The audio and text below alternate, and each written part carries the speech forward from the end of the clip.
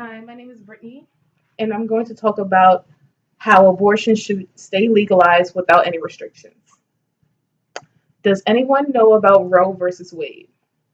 According to the Supreme Court article written by Alex McBride, in 1973, Roe versus Wade was a well known legal case in which the Supreme Court ruled that the states were forbidden from outlawing or regulating any aspect of abortion performed during the first trimester of pregnancy, could only approve abortion regulations reasonably related to maternal health in the second and third trimesters, and could allow abortion laws protecting the life of the fetus only in the third trimesters.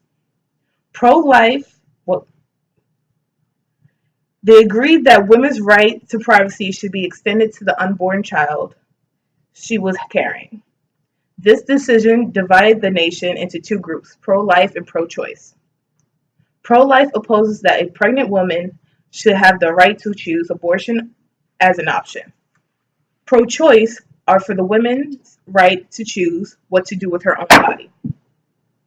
As a woman, having the right to choose whether to become a parent or not is an important decision for someone to make. It is our right as a human being and a woman without restrictions.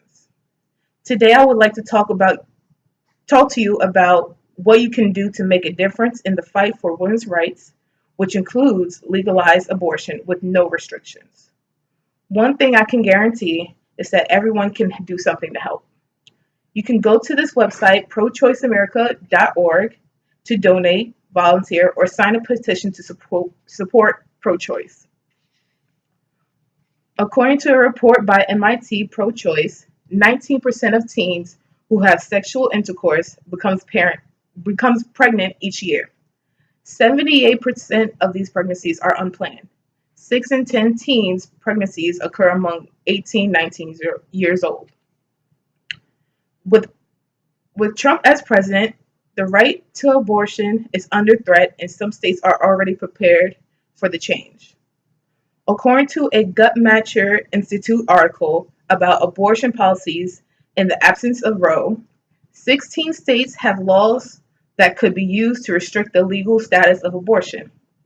4 states have laws that automatically ban abortion if Roe were to be overturned. 7 states have laws that express their intent to restrict the right to legal abortion to the maximum extent permitted by the U.S. Supreme Court in the absence of Roe. Only 9 states have laws that protect the right to choose abortion prior to viable or when necessary to protect the life or health of a woman. According to Planned Parenthood fact sheet, about half of all these pregnancies in the U.S. each year are unintended, and 4 in 10 of these are ended by medically safe legal abortions.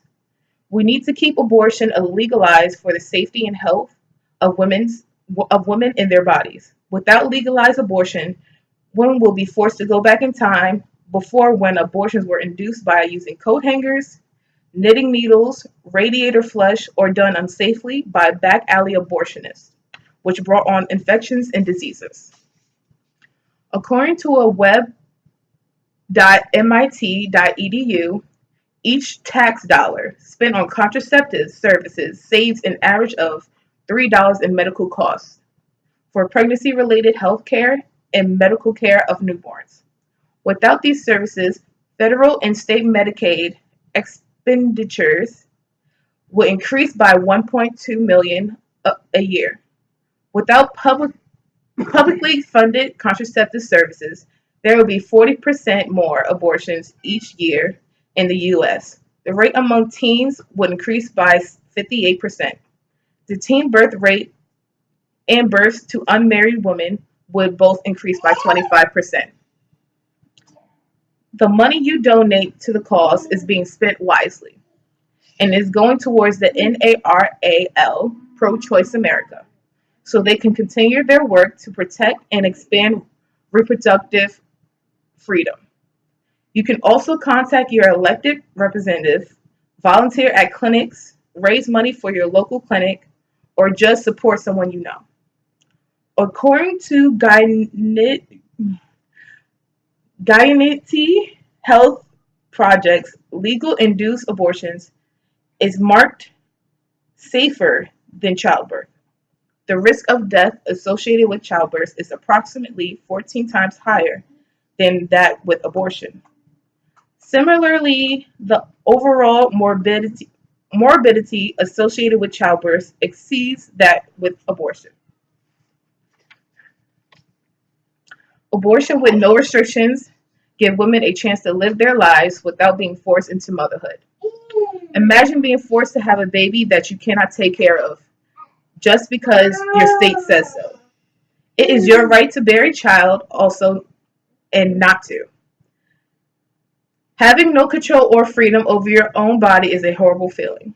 Imagine being terrified in a janky motel just to have an abortion by someone you have no clue if they're a doctor or not.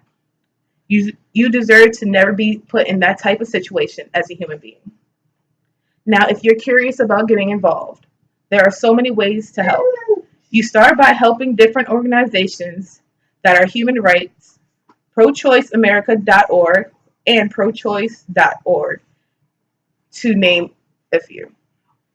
You can go to the website, click on donate at the top of the page. You could donate up to any amount to contribute.